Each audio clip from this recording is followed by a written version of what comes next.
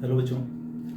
देखिए ना, last video में एक्सरसाइज नंबर 4.1 जो कि हमारी डिटर्मिनेंट्स की फर्स्ट एक्सरसाइज थी वो हमने कर ली थी। और आज हम लोग करने वाले हैं एक्सरसाइज नंबर 4.5। अब आप सोच रहे हैं कि भाई 2, 3, 4 ये कहाँ है। ठीक है, तो देखिए 1 के बाद 4.5 में इसीलिए करा रहा हूँ क्योंकि ये जो एक्सरसाइज है ये भी आपकी उन चीज़ों से रिलेटेड है जो हमने फर्स्ट एक्सरसाइज में किया था, यानी कि माइनर्स एंड कोफैक्टर्स। ठीक है, तो अभी हम 4.5 करेंगे, 4.6 भी करेंगे, उसके बाद हम पहुंचेंगे वापस से 4.2 पर। ठीक है, तो भैया आप ये वाली एक्सरसाइज अच्छे से करिए और प्रैक्टिस साथ साथ करते रहिए इन दोनों चैप्टर में से, मतलब कि मैट्रिसेस एंड डिटर्मिनेंट्स। इनमें से काफ़ी ज़्यादा मार्क्स का पेपर में आया करता है। ठीक है, तो चलिए हम लोग बोर्ड पर आते हैं और एक्सरसाइज नंबर 4.5 स्टार्ट करते हैं। ठीक है,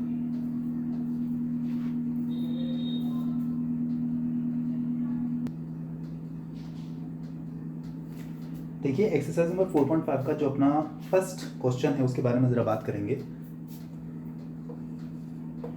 एक्सरसाइज नंबर 4.5। ठीक है, तो देखिए सबसे पहले हम बात करेंगे क्वेश्चन नंबर 1 के बारे में।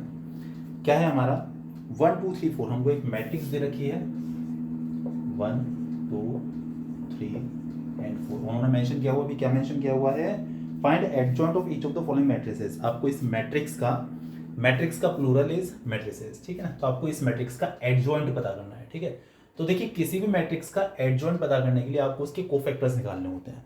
तो कोफैक्टर्स अगर निकल आता है तो उसके बाद हमारा काम बड़ा आसान हो जाता है, फिर कुछ ऐसे खास बचता नहीं है। तो पहले आप इसका जो है कोफैक्टर निकालिए। ठीक है ना, कोफैक्टर्स निकालना आपको आ चुका है, हम लास्ट वीडियो में किया हुआ है। तो पहले हम निकालते हैं माइनर्स, उसके बाद निकालते हैं कोफैक्टर्स। तो 2x2 की मैट्रिक्स है। माइनर की बात करेंगे तो M11, M12,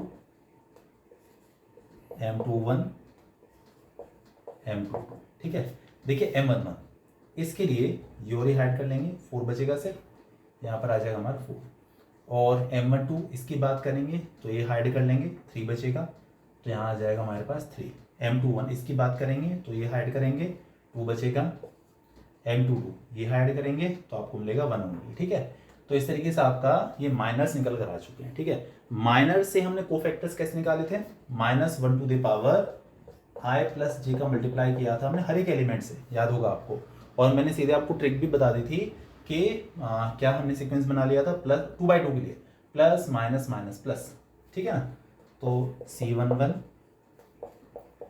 C12, C21, C22, तो यहाँ पर प्लस का मल्टीप्लाई करेंगे तो प्लस का मल्टीप्लाई होने पे कोई चेंज नहीं, माइनस का इधर करेंगे तो माइनस पे साइन चेंज हो जाते हैं, प्लस माइनस माइनस -2 हो गया, प्लस ये एज इट इज आ गया। ठीक है, अब जो कोफैक्टर्स निकल कर आए हैं आपके, इन कोफैक्टर्स से आप ट्रांसपोज निकाल दीजिए। ट्रांसपोज का मतलब क्या रहता है कि जो भी आपके रोज हैं उन्हें आप कॉलम में बदल दीजिए, तो आपको एडजॉइंट ऑफ द मैट्रिक्स पता चल जाएगा। ठीक है ना, क्या निकालना है हम लोग, एडजॉइंट। स्पेलिंग रहती है एडजॉइंट की ADJOINT, एडजॉइंट। ठीक है ना, तो किसी भी मैट्रिक्स का हम एडजॉइंट फाइंड आउट कर रहे हैं। यहां मान लीजिए इस मैट्रिक्स का नाम कुछ भी है, लाइक ए मान लेते हैं हम इसको। ठीक है ना, तो हम इसका एडजॉइंट निकाल रहे हैं ADJA, इस तरीके से लिख देते हैं एडजॉइंट ऑफ ए, ADJ.A। तो कैसे, ये जो कोफैक्टर्स निकल कर आए हैं आप इसका ट्रांसपोज निकाल दीजिए। ट्रांसपोज मतलब रो को आप कॉलम में बदल दीजिए। 4 - 3 ऐसे लिखे हुए हैं ना, तो आप इस तरीके से लिख दीजिए 4 - 3 -2 1। रो को कॉलम में इंटरचेंज कर दीजिए, तो इस तरीके से आपकी जो मैट्रिक्स बनकर आएगी इसे कहा जाएगा इस मैट्रिक्स का एडजॉइंट। ठीक है, तो नई चीज नहीं है, माइनर्स लेने हैं, कोफैक्टर्स लेने हैं, कोफैक्टर्स का बस आपको ट्रांसपोज निकाल देना है and you will get the adjoint of the matrix. ठीक है, तो मेरे ख्याल से कोई इससे परेशानी वाली बात तो है नहीं। ये रहा हमारा 2x2 के लिए। अब हम नेक्स्ट जो क्वेश्चन करेंगे वो हमारा सेकंड है, उसमें 3x3 है। ठीक है, चलिए इसके बारे में बात करते हैं।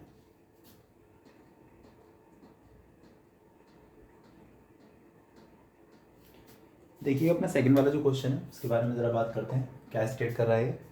कोई मैट्रिक्स है जिसे हम ए नाम दे देते हैं, ये 3x3 की है, जो कि है 1 - 1 2 और 2 3 5, इसके बाद -2 0 1। उन्होंने बोला इसका भी भैया एडजॉइंट निकाल कर दिखा दीजिए कि इसका एडजॉइंट हमारे पास क्या आएगा। सबसे पहले वही माइनर्स निकालते हैं M11 इसके लिए, तो ये हाइड कर लेते हैं, क्या बचेगा 3 5 0 1। ठीक है, 3501। इसे आप सॉल्व करेंगे तो देखिए 3 माइनस 0 तो 3 निकल कर आ जाएगा, ये m1 बना गया। इस तरीके से हम निकालेंगे m12, ठीक है ना। इसके लिए ये और ही हाइड करेंगे, ठीक है, तो बचेगा मतलब इसके लिए सामने वाला कॉलम और रो दोनों हाइड कर लेते हैं। ये हाइड कर लेंगे, क्या बचेगा 2 5 माइनस 2 1,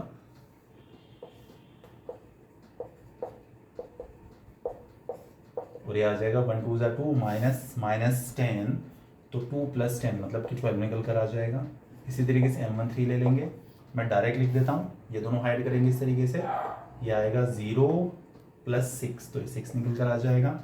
ये हो गया m13 m21, इसके लिए ये और ही हाइड करेंगे, ठीक है, तो मिलेगा -1201, ठीक है, तो इसका मल्टीप्लाई इसका यहाँ मल्टीप्लाई, तो -1 -0 तो -1 आ जाएगा m21। उसके बाद m22, इसके लिए ये और ही हाइड करेंगे, तो 1 माइनस प्लस 4 हो जाएगा, तो आ जाएगा 5। उसके बाद m23 आप लिख कर करिएगा अच्छे से, ठीक है ना, डायरेक्ट मत करिएगा।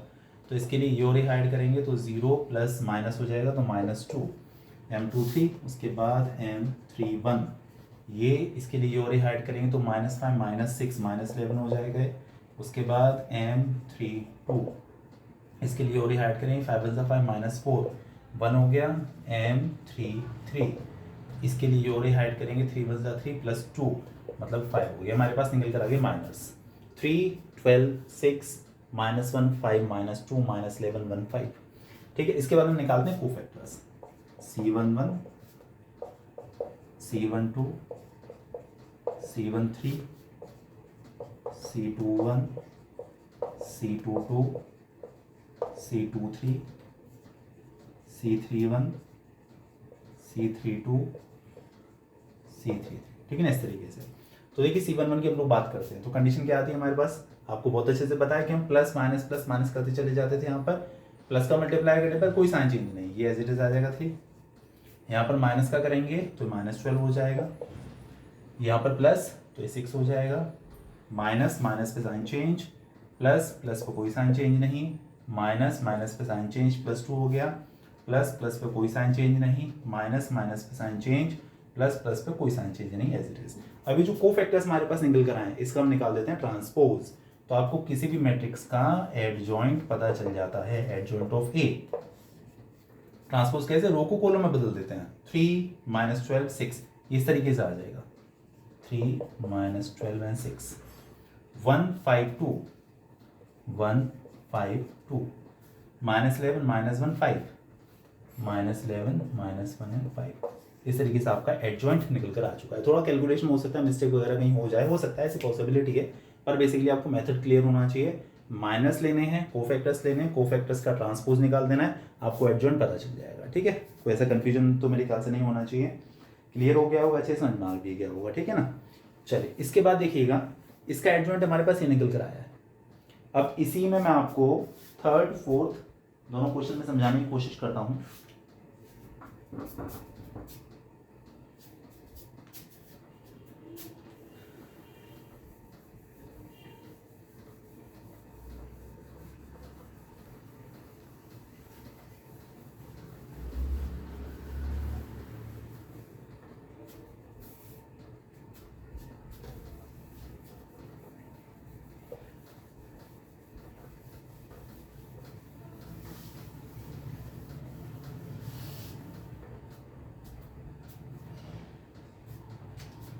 एक एडजॉइंट जो निकल कर आया ना, इसे हम यहाँ पर लिख लेते हैं, ठीक है।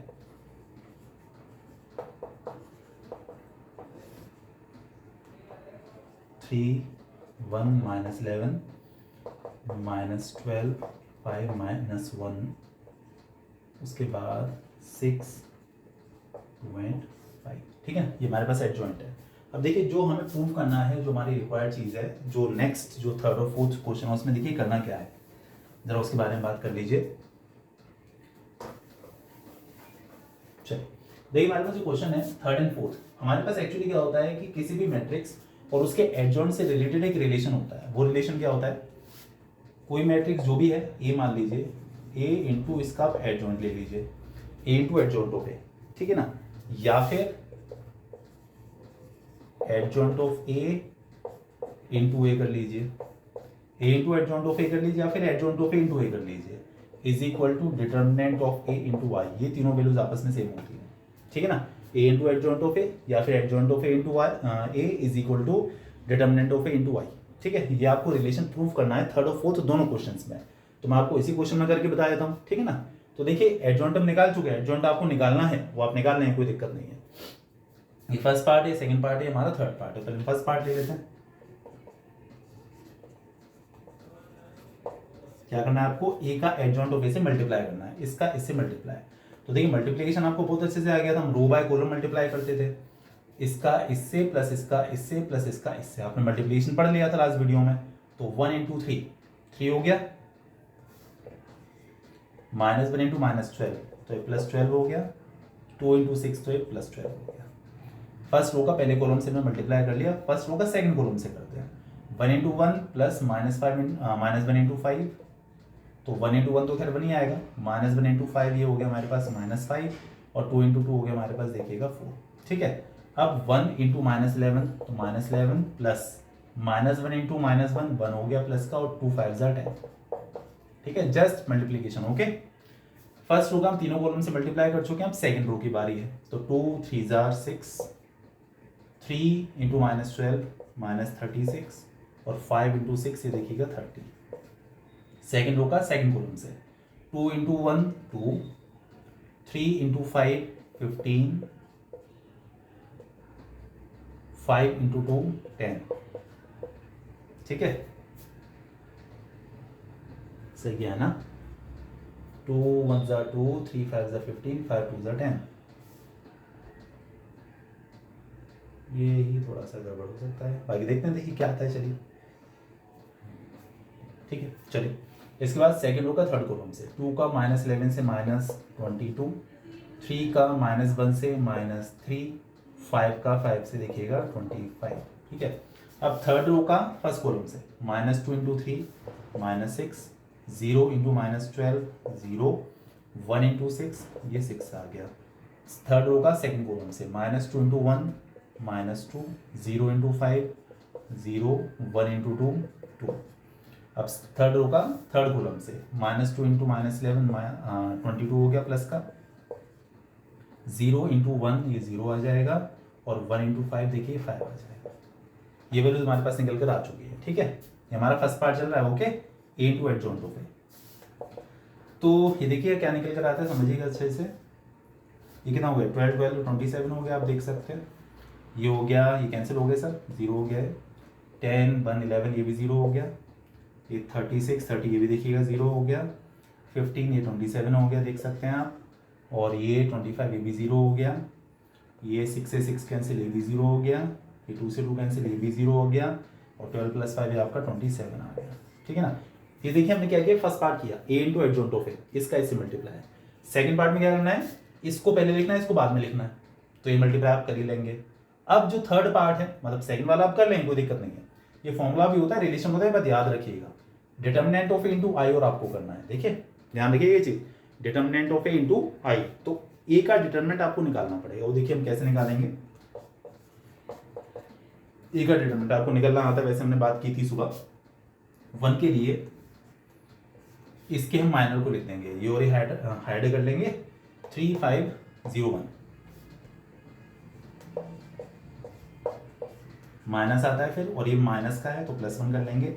आपको याद होगा कि हम जो डिटर्मिनेंट किसी भी मैट्रिक्स का निकालते हैं, ऑब्टेन करते हैं, एक्सपेंशन करते हैं, वो किसी भी रो या किसी भी कॉलम के अबाउट कर सकते हैं। तो फर्स्ट रो के ही अबाउट कर दे रहा हूँ इसको, तो यहाँ पर आएगा 1 के लिए ये और ऐड करेंगे ना, तो 2 - 2 5 1।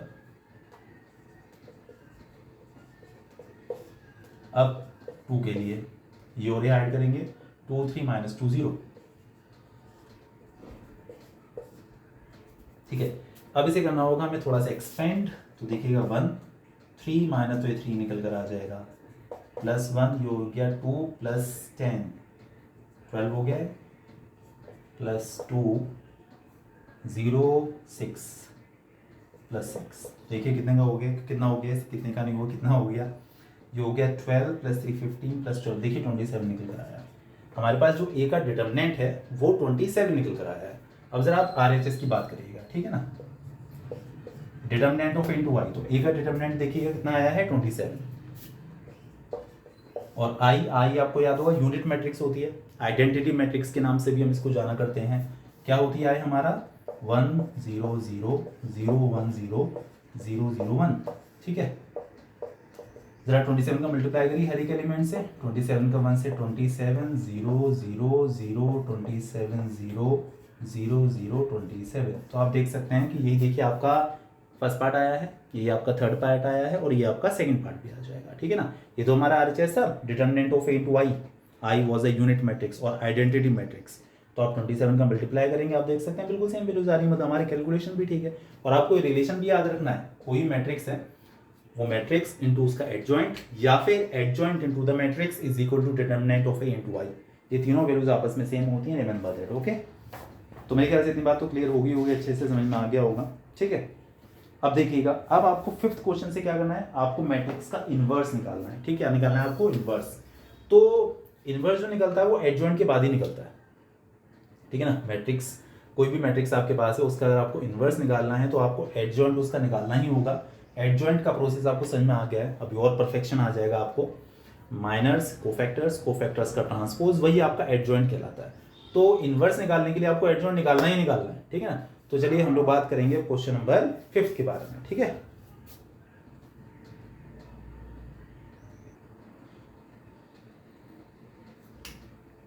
देखिएगा, किसी मैट्रिक्स का आप इनवर्स कैसे निकाल सकते हैं, ठीक है। देखिए, मान लीजिए हमारे पास कोई मैट्रिक्स ए है, कोई भी इसका ऑर्डर हो सकता है, 3/3 हो सकता है, 2/2 हो सकता है, कोई भी स्क्वायर मैट्रिक्स आपके पास है। आपको अगर इसका इनवर्स निकालना है, इनवर्स मतलब ये इनवर्स का साइन हो गया, तो किसी भी मैट्रिक्स का इनवर्स अगर आपको निकालना है तो उसका फॉर्मूला है adjoint of A upon determinant of A. मतलब किसी भी मैट्रिक्स का आपको इनवर्स निकालना है, उसका एडजॉइंट निकालिए, उसका डिटर्मिनेंट निकालिए, तो उसके एडजॉइंट में डिटर्मिनेंट का डिवीजन कर दीजिए, तो आपको उसका इनवर्स पता चल जाए। तो एडजॉइंट अपॉन डिटर्मिनेंट, ठीक है ना, इतना काम आपको यहाँ पर करना है, adjoint of A upon determinant of A, ठीक है। अब देखिए मान लीजिए कोई हमारे पास मैट्रिक्स ऐसी है कि आपने उसका डिटर्मिनेंट निकाल लिया और उसका डिटर्मिनेंट 0 आ जाता है। क्या आ जाता है? 0 आ जाता है। तो अगर उसका डिटर्मिनेंट 0 है तो एनी नंबर अपॉन 0 अगर आप करेंगे तो इनफाइनाइट आएगा, मतलब उसका इनवर्स नहीं मिल रहा, अनडिफाइंड आ रहा है, समझ रहे हैं ना। सपोज टू बी कि कोई मैट्रिक्स आपको ऐसी मिल जाती है जिसका डिटर्मिनेंट 0 आ जाता है, तो आप ऐसा मान सकते हैं if determinant of A is equal to 0, then आपको ए इनवर्स नहीं मिलने वाला क्योंकि any number upon 0 is undefined, then A inverse does not exist. तो आप कह सकते हैं कि ए इनवर्स एग्जिस्ट करता ही नहीं है, ए इनवर्स निकलेगा ही नहीं। तो अगर किसी मैट्रिक्स का इनवर्स नहीं निकलेगा तो उसे बोलते हैं नॉन इन्वर्टिबल मैट्रिक्स। जिसका इनवर्स निकल सकता है उसे बोलते हैं इन्वर्टिबल मैट्रिक्स, ठीक है ना। और जिसका इनवर्स नहीं निकल सकता उसे बोलते हैं नॉन इन्वर्टिबल, मतलब जिसका इनवर्स नहीं निकल पा रहा। तो दो वर्ड है यहाँ पर, एक तो है इन्वर्टिबल, इन्वर्टिबल में क्या होता है, आप इनवर्स निकाल सकते हो। इन्वर्टिबल मैट्रिक्स में क्या होगा, INVERTIBLE, इन्वर्टिबल में क्या होगा कि डिटर्मिनेंट 0 नहीं होगा उसका, ठीक है ना। और जो नॉन इन्वर्टिबल है, जिसका आप इनवर्स नहीं निकाल सकते, उसका डिटर्मिनेंट 0 होगा, ठीक है। जिस मैट्रिक्स का डिटर्मिनेंट 0 होता है उसे सिंगुलर मैट्रिक्स भी कहते हैं। क्या कहते हैं? Singular matrix. बात याद रखिएगा, सिंगुलर मैट्रिक्स का आप इनवर्स नहीं निकाल सकते क्योंकि सिंगुलर मैट्रिक्स का जो डिटर्मिनेंट होता है वो इक्वल टू 0 होता है, रिमेंबर दैट, ठीक है। बहुत इंपॉर्टेंट चीज बता रहा हूं, बहुत काम आएगी ये चीज। तो अगर आपको पता करना है कि कोई मैट्रिक्स इन्वर्टिबल है या नहीं, तो अगर आप उसका डिटर्मिनेंट निकालें, अगर 0 आ जाता है तो वो इन्वर्टिबल नहीं है, आप उसका इनवर्स नहीं निकाल सकते। और 0 नहीं आता, कोई और नंबर आता है तो दैट इज इन्वर्टिबल, ठीक है। अब देखिएगा, जो हमारे पास जो अगला सवाल है, फिफ्थ जो है उसके बारे में जरा बात करते हैं। उन्होंने बोला है कि आपको इसका इनवर्स फाइंड आउट करना है, ठीक है।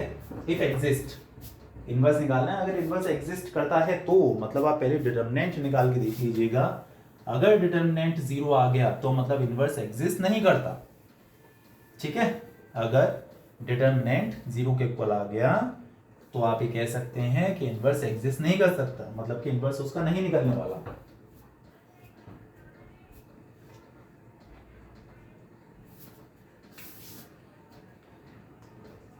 फिफ्थ क्वेश्चन देखिएगा, 2 - 2 4 3, इसे हम ए नाम दे देते हैं। 2 - 2 4 एंड 3, ये हमारे पास ए कोई मैट्रिक्स है। इसका आपको पता करना है कि ये जो है इसका इन्वर्स अगर एग्जिस्ट करता है तो उसे फाइंड आउट करिए। तो देखिए सबसे पहले आप इसका डिटर्मिनेंट निकालिए। अगर डिटर्मिनेंट 0 आ गया तो मतलब इन्वर्स एग्जिस्ट नहीं करता। निकालते हैं इन्वर्स डिटर्मिनेंट। 2/2 की है, this into this minus this into this, तो 3 2 6 माइनस 4 2 8, वो भी माइनस का, तो ये 14 आ गया, आप देख सकते हैं। तो मतलब कि 0 के इक्वल नहीं आया, तो 0 के इक्वल नहीं आया मतलब इसका इन्वर्स एग्जिस्ट करता है, ये इन्वर्टिबल मैट्रिक्स है, आप इसका इन्वर्स निकाल सकते हैं। उसके लिए आपको क्या चाहिए, एक तो आपको चाहिए एडजॉइंट। तो एडजॉइंट हम कैसे निकालेंगे, पहले माइनस निकालेंगे फिर कोफैक्टर्स निकालेंगे। Minus M11 M12 M21 M22, फिर कोफैक्टर्स निकालते हैं C11 C12 C21 C22, ठीक है। M11 देखिएगा, इसके लिए योरी हाइड कर लेते हैं, 3 बचेगा सिर्फ। M12 योरी हाइड करेंगे, 4 बचेगा। M21 योरी हाइड करेंगे, -2। M22 योरी हाइड करेंगे तो क्या मिलेगा हमें, सिर्फ 2, ठीक है। अब क्या हमने सिंबल बना लिए थे इजीली इसको करने के लिए, प्लस माइनस माइनस प्लस।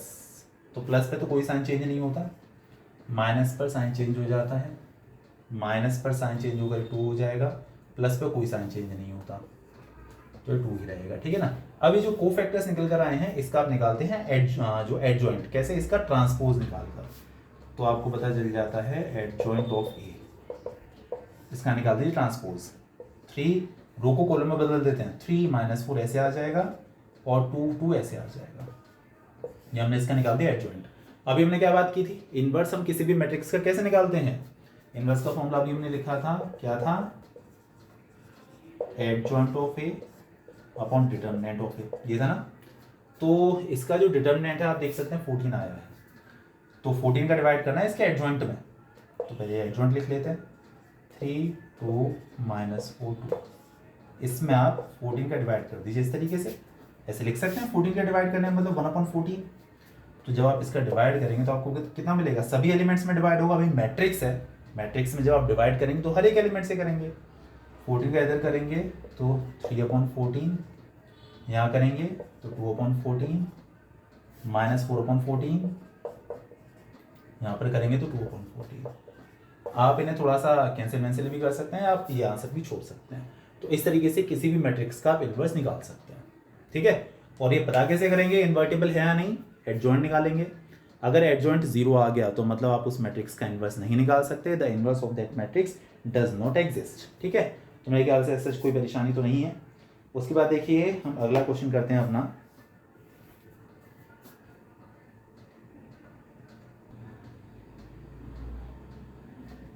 देखिए question number 7 of the same exercise क्या है, 1 2 3 0 2 4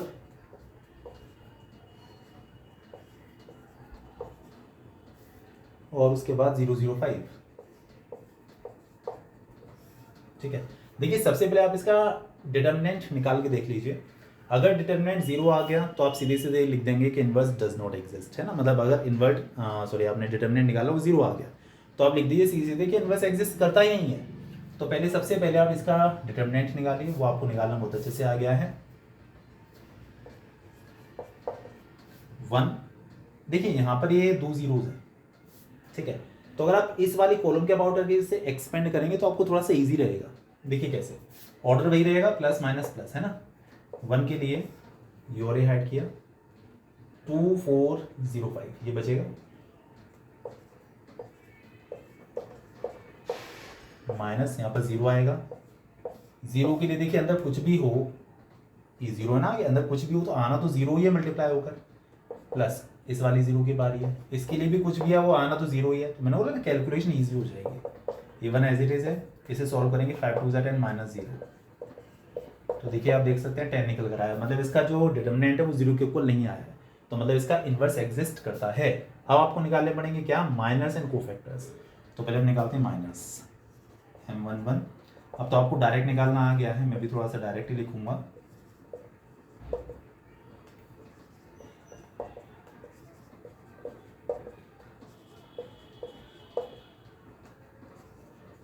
M31 M32 M33, ठीक है ना, माइनस आ जाएंगे। फिर साइन का वो करके हम लोग यहाँ पर कोफैक्टर्स निकाल लेंगे।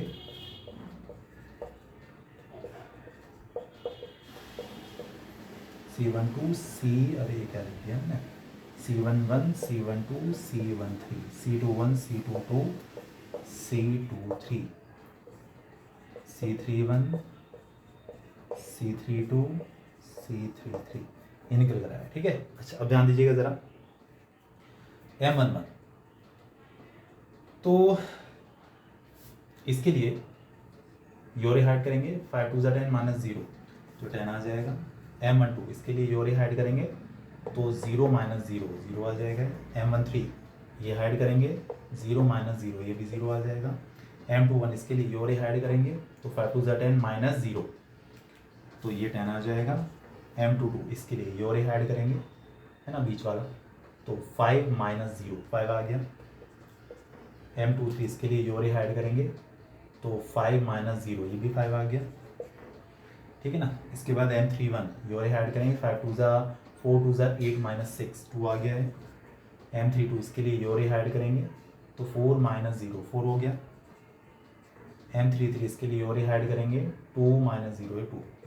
अब साइन वाली चीज़ हो गई, प्लस प्लस पर कोई चेंज नहीं, माइनस 0 का माइनस होगा 0 ही होता है, प्लस 0 से होगा 0 ही रहेगा, plus minus sign change, plus plus पे कोई साइन चेंज नहीं, माइनस माइनस पे साइन चेंज, प्लस प्लस पे कोई साइन चेंज नहीं, माइनस मतलब -4 और ये आपका 2 प्लस माइनस प्लस।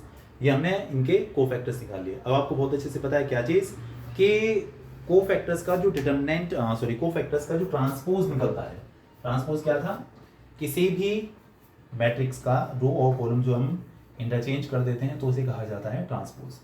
तो कोफैक्टर्स का जो आप ट्रांसपोज निकालते हैं वही आपका कहलाता है एडजॉइंट।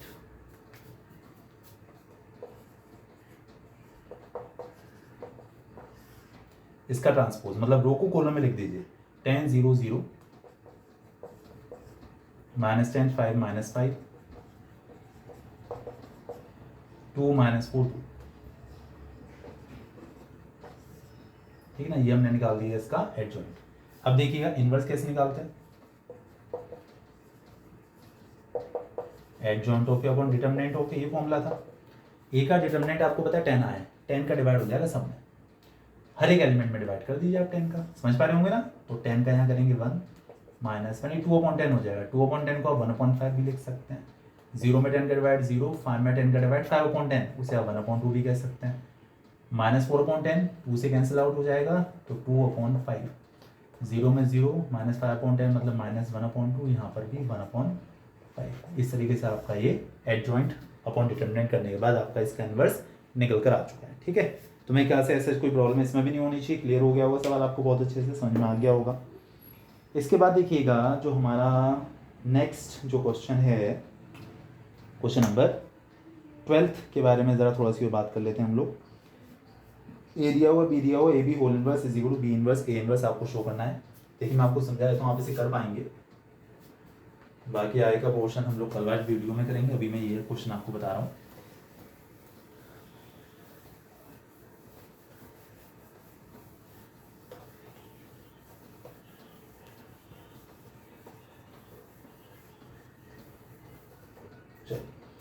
देखिए क्या सवाल है हमारे पास, आपको एक मैट्रिक्स, क्वेश्चन नंबर 12 है, एक मैट्रिक्स ए दी हुई है 3 7 2 5, ठीक है। उसके बाद 6 8 7 9, ये बी है।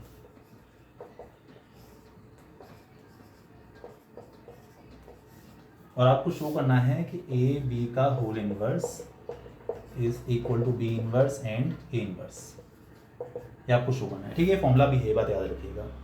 कैसे शो करेंगे, देखिए आपको पहले ए और बी का प्रोडक्ट ले लेना है, दोनों का प्रोडक्ट लेना आपको आता है, रो बाय कॉलम मल्टीप्लाई होता है।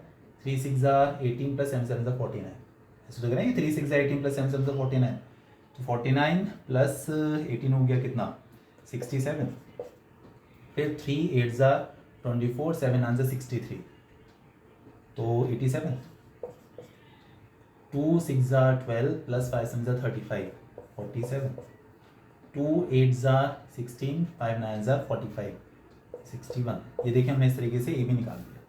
अब ए बी की जो वैल्यू आई आप इसका इन्वर्स निकाल सकते हैं। कैसे? अभी हमने फॉर्मूला पढ़ा था क्या, किसी भी मैट्रिक्स का इन्वर्स अगर आपको निकालना है, इसका निकालना है, ए बी का होल इन्वर्स निकालना है, तो adjoint of A B upon determinant of A B, इसका आप एडजॉइंट निकाल लेंगे माइनस कोफैक्टर्स लेकर एडजॉइंट निकाल लेंगे। डिटरमिनेंट आपको निकालना आता है, this into this minus this into this, divide करेंगे, आपको ए बी का होल इन्वर्स पता चल जाएगा।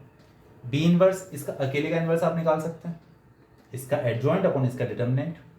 ए इन्वर्स इसका भी आप इन्वर्स निकाल सकते हैं।